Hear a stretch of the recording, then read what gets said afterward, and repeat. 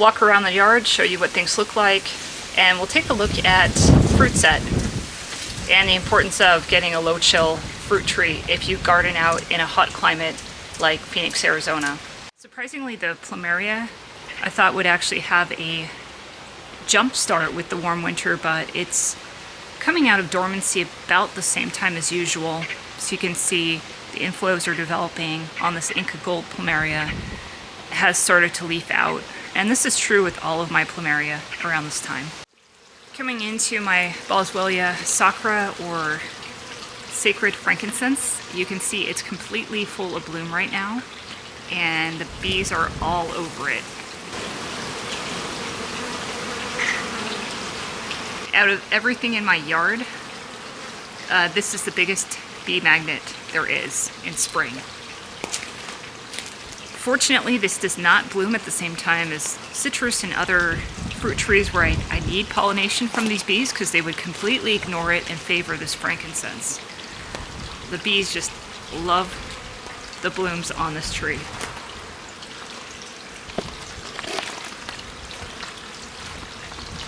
And I want to say this has been in the ground for 5 years at this point, and it's very sizable. Clearly the winter didn't touch it. Once you get these established, they're going to do fine in our climate, 9B. And then over here, I'll just show you a new planted area for me. Jamaican Cherry I put in last year. Clearly did fine over winter because really my yard didn't see below 30 degrees. I am training it right now with some kettlebells there and some string so that I force a lower canopy on these branches. And then at the end of last year, I pulled out that clumping bamboo, standard form of Buddha belly, and I've planted in its place another sacred frankincense. I just really love these trees. I feel honored that I can grow them here in this climate. We're one of a few climates in the US that can achieve that. So I want to put another one in the yard, and the idea here is that it's going to grow up tall. Not so bushy, but tall. So you can see that I've already pruned that to shape, taking a lot of the lower branching off. And then at the back there, just some pollinator-friendly plants, some Cape honeysuckle, and some lantana. And I have this fenced off because I want to keep my hens out of here.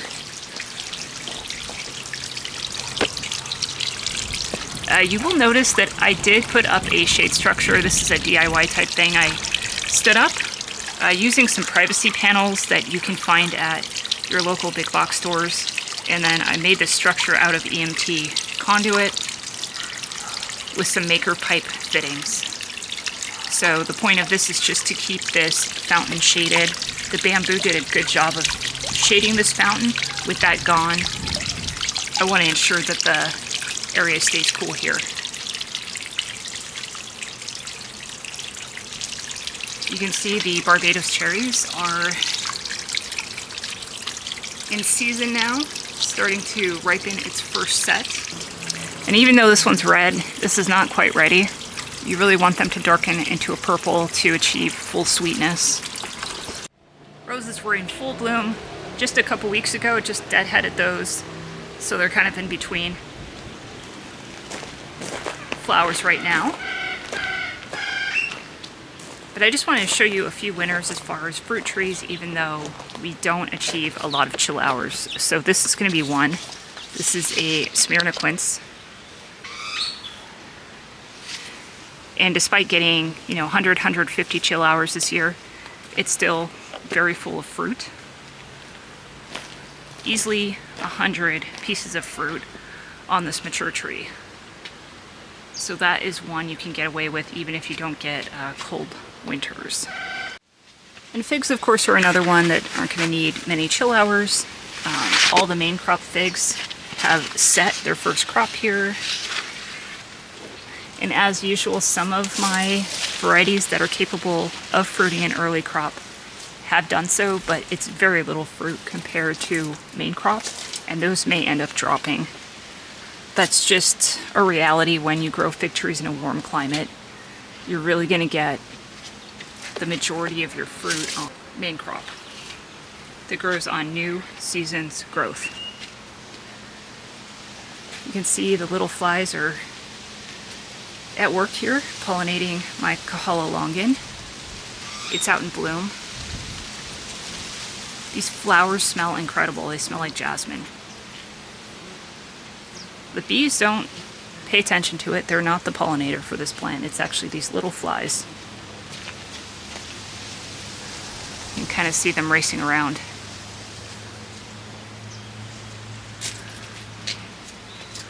See, the curry leaf is in bloom here.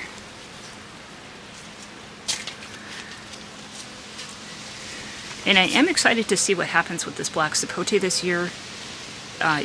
It's hard to distinguish it, but it is sandwiched in between this curry plant here, and then overhead this white sapote, and to the side of it is this grafted black sapote. And I've only gotten one piece of fruit off of it for the 9 years that I've grown it. It does put on fruit every year, but even when it sets those fruit, it tends to drop them, and I think it's because it's just so dry and hot here in summer. They need higher humidity. So with all this extra shade now, I believe the humidity levels are going to stay up a little bit, and because I practice frequent watering in summertime, this mulch is going to stay nice and moist. So hopefully some of those fruits stick on this year. Now this white sapote is flowering again, but it's actually started its bloom cycle in winter. Difficult to make out all of the fruit because it just blends in so well with the tree. But the fruit set is really, really good this year. Probably the best I've seen. And you can see some pea-sized ones right there. It sets its fruit in a cooler time of the year, unlike other fruit trees that are having to deal with high temperatures and dry air. So that's a good thing, and it's a shorter amount of time to harvest as compared to something like this black sapote that really takes a full 12 months to go from set fruit to ripened fruit. The Anna apple is another winner despite, a relatively warm winter. Still getting a really good fruit set this year. Did have some flowers, set fruit and then they dropped. But I'm definitely not disappointed with this. It's easily got 100 or more apples on here. And it's a fairly compact tree. I keep this in a bush form, just so that it protects the trunk and the branches a bit more during the high heat, because this is facing the west and gets hammered in summer. These tomatoes I started from seed last fall and planted them at that time. So these were overwintered, just use frost cloth to protect them. And if you can do the same thing and get them through, you will be rewarded with more tomatoes than you know what to do with. This thing has been producing tomatoes non-stop. So obviously the benefit of planting them early is they're going to get the roots established and get to be a lot bigger so that they can concentrate on fruit at this time of the year.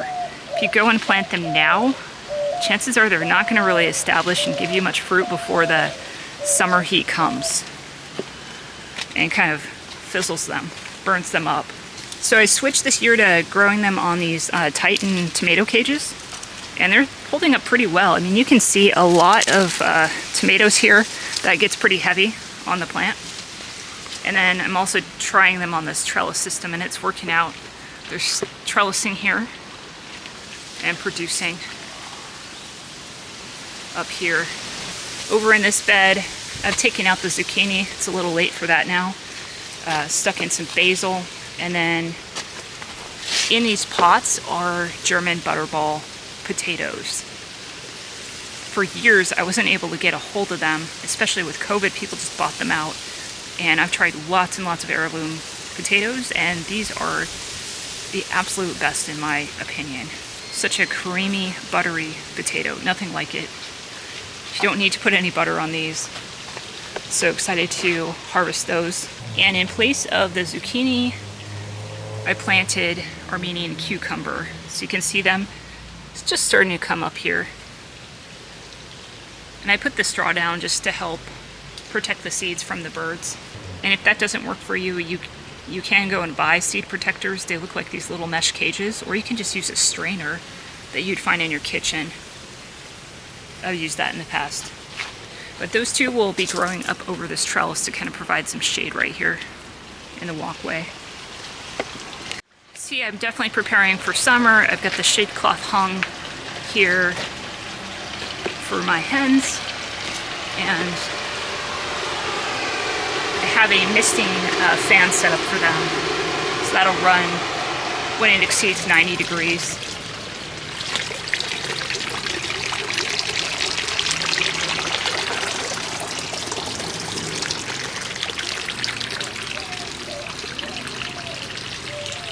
The African Pride Anemoia is starting to wake up. This did go bare this year for whatever reason. It wasn't even that cold, but it did drop its leaves. And now it's starting to leaf out. It's new foliage and putting on those flowers. So I will try to hand pollinate this year. You can see the ice cream bean has just exploded. This is turning into a legitimate shade tree for sure. Had a lot of guavas already this year. Still see some hanging on the tree there. You can see that. With this tree in front, this is my Katy apricot. For the last 2 years, this thing has been a beast with fruit. Just pumps it out. Though I will say that this year, the fruit set is not all that remarkable. It did set some. And you can see they're just starting to color up a little bit. Some of them are starting to turn that yellow. But I'd be surprised if I had more than 50 or 60 on this tree. And in comparison, last year, this thing put on like 400. So this one definitely got impacted by the lower amount of chill hours. And that's okay. Just means I'm not going to be doing a lot of preservation work on apricots this year. So here's another example of shade cloth. Not the most attractive thing. I just built this out of materials that I had around. Some old metal poles from a canopy set.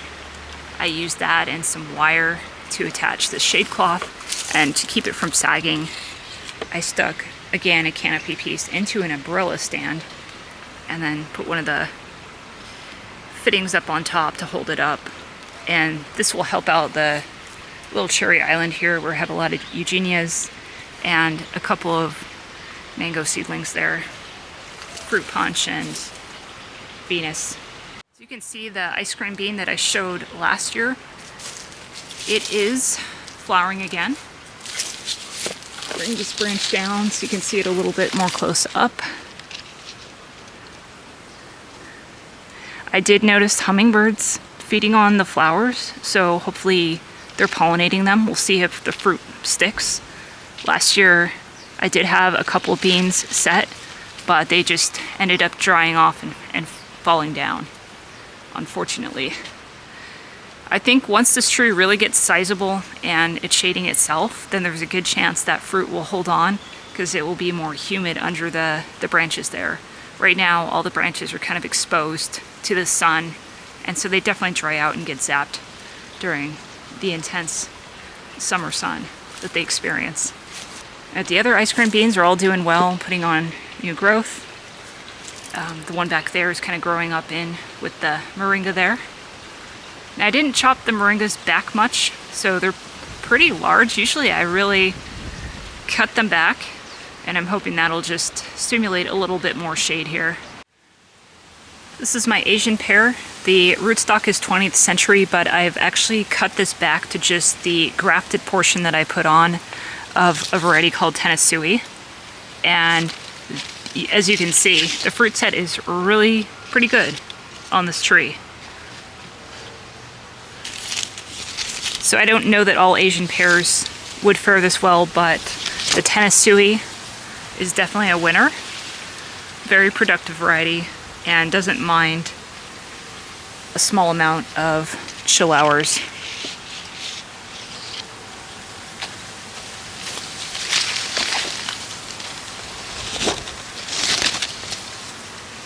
Here's that new Mexico Grande that I planted last year. And it too, I'm giving just a tiny bit of shade up there. I think by the time we hit the really intense heat, it's going to get enough protection from the nearby trees. But for right now, we're still getting sometimes 100 degrees even before summer hits. And so on those days, I want to give it just something to take the edge off so it doesn't burn. And looks like my paint, I did use some IV Organics to paint the trunk, but it looks like a lot of that got washed off, so I'm gonna have to reapply. Not a bad idea to whitewash your avocados so they don't burn that young green skin. Okay, this is my persimmon, Hygeia persimmon, and this is one of those that did not do well with the lack of chill hours. This one did not flower at all, based on the 150 hours that we got. And this is still a young tree, so even if it had fruited, I probably would have pulled them off. But just something to note that, you know, if you go with something like a persimmon, it may not give you fruit that year if you don't achieve a more normal set of chill hours for your area. The pineapple guava is showing its flowers right now. The one in front, this is a Nasmet's, I believe. And it's loaded with flowers. My unique was the first one to bloom. It's said to be self-fertile, just like the Nasmet's is. Not sure if any of these are gonna set or what that looks like in the beginning stages to know if this actually is gonna turn into fruit. This one has proven difficult for people in the Phoenix area to get to fruit. And some people will say it's just a timing thing. You need like 5 years plus for it to work. Anyways, not sure if this will ever set fruit for me, but the petals are edible and tasty for sure. So update on the mangoes. I had shown you a couple of the seedling mangoes at under 3 years from seed were flowering. They did set some mangoes, but they dropped. But very encouraging. So that was the cack and the coconut cream. As far as my grafted mango, I do have some mangoes here that are holding. Of course, a lot fell off with the winds and everything, but it looks like I have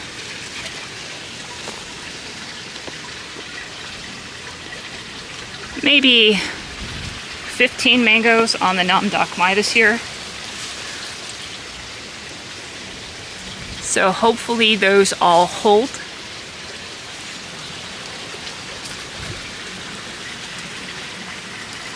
Otherwise, they're just pushing out new growth.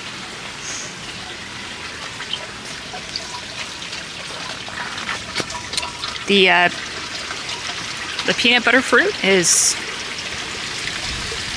pushing some flowers for the first time. So who knows, might be able to try that this year. Jablos are looking good, pushing new growth.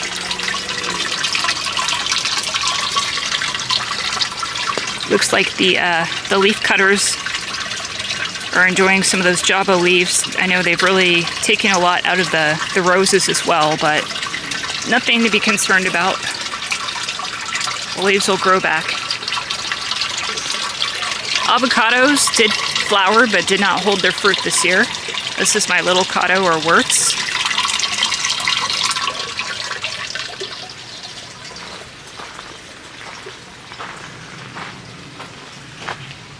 You can see a fair amount of pomegranates have set. This is my multi-grafted pomegranate bush. So these are not impacted by the warm winter.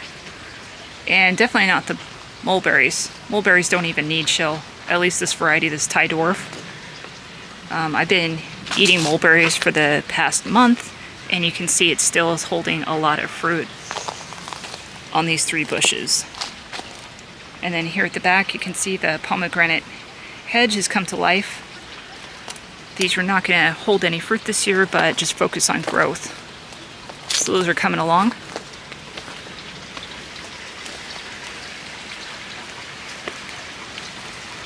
See that moringa I didn't cut back either? See how that works out? Still got a fair amount of pods up there, and it's flowering again and putting on new leaves. This area over here, I did add a few more pollinator-friendly plants. Again, helping out those hummingbirds, and butterflies, all of that. So you have lantana, some more Cape honeysuckle back there, yellow bells. Just to fill in for ground cover, that just also helps keep in the humidity. You know, the more dense you plant, the more covered the mulch is, and that'll help retain the water and all.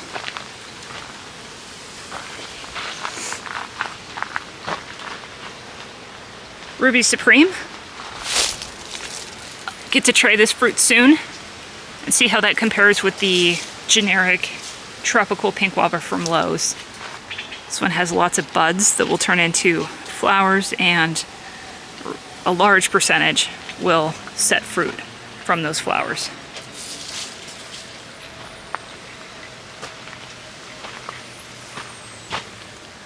See the jacaranda is in bloom right now.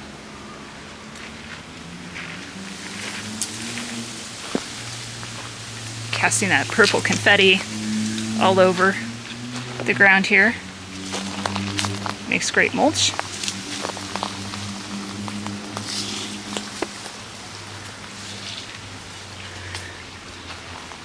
So all in all, didn't really see any impact to fruit other than the persimmon and a little bit less fruit set on the Katy apricot. So if you haven't already, definitely get that shade cloth set up and make sure your irrigation is working properly. You know, if you have to do some maintenance on the lines, I would definitely do that now before the heat really comes on. Thanks for watching, and happy gardening.